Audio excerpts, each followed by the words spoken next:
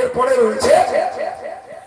রয়েছে যেমন তাহাফুজে দ্বীন, ইসলাহে আমাল। ভাই তারপরেও আমাদের আরো কিছু পদক্ষেপ এর ভিতর দিয়ে রয়েছে, যার বাস্তবতাটা আপনাকে অল্প কথায় বুঝিয়ে আমি মাইক ছাড়বো।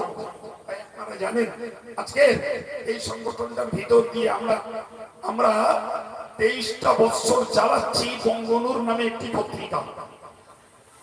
23 বছর।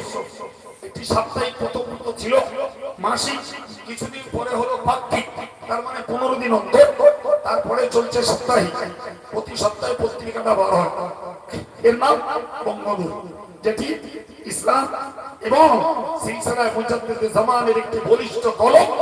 এবং তাতে দেশের যে কোনো দল আর যে কোনো অপশক্তি যারা ইসলামের বিরুদ্ধে, কোরআনের বিরুদ্ধে, মসজিদের বিরুদ্ধে যখনই জবান খোলে কিংবা কোনো পদক্ষেপ নেয়, তার বিরুদ্ধে বঙ্গনুর লিখে।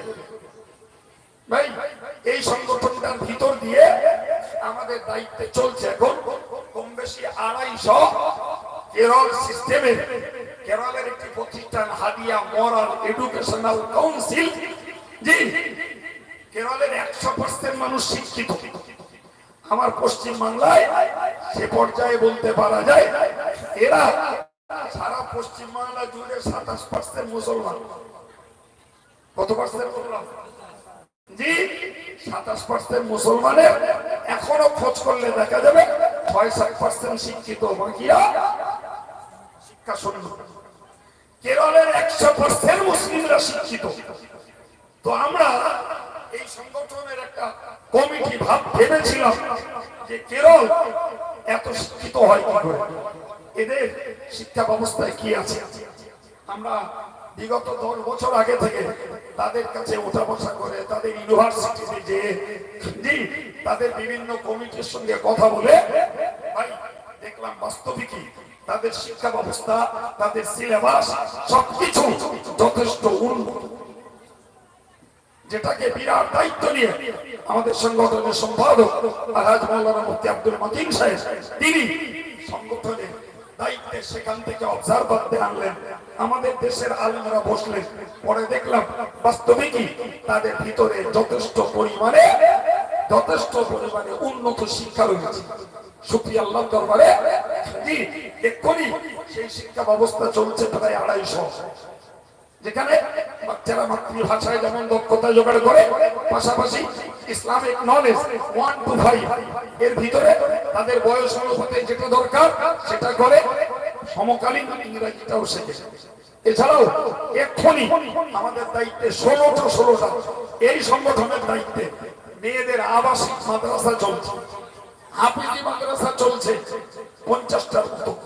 ভাই আমার মতো অদমের দায়িত্বে চলছে জামিয়া রহমানিয়ার মতো একটি ইসলামী উচ্চ শিক্ষা প্রতিষ্ঠান, যেখানে হাফেজ হওয়ার পরে ভর্তি নেওয়া হয়, কোরআন দাওর করানো হয়, কেরাত পড়ানো হয়, মাওলানা দাওরায়ে হাদিস পড়ানো হয়, ইফতা পড়ানো হয়, আদব পড়ানো হয়, তাফসীর পড়ানো হয়, তাখাসসুস ফিল হাদিস পড়ানো হয়। আলহামদুলিল্লাহ, এতগুলি বেসরকারি উচ্চ শিক্ষার ভিতর দিয়ে আমাদের সংগঠনের সুবৃহৎ ইসলামী শিক্ষা প্রতিষ্ঠান জামিয়া রহমানিয়া চলে।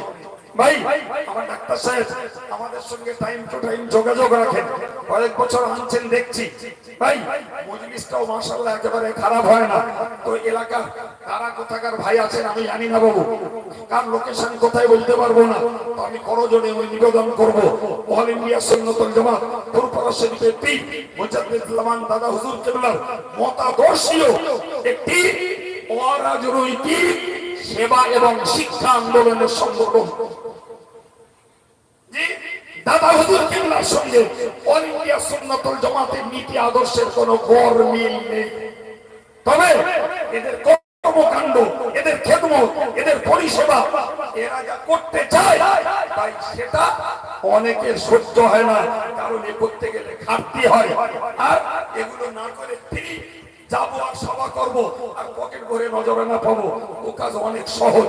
কিন্তু নিজেরা জাতির কাছে কিছু সেবা দেব, এটা বড় কঠিন, এটা বড় কঠিন।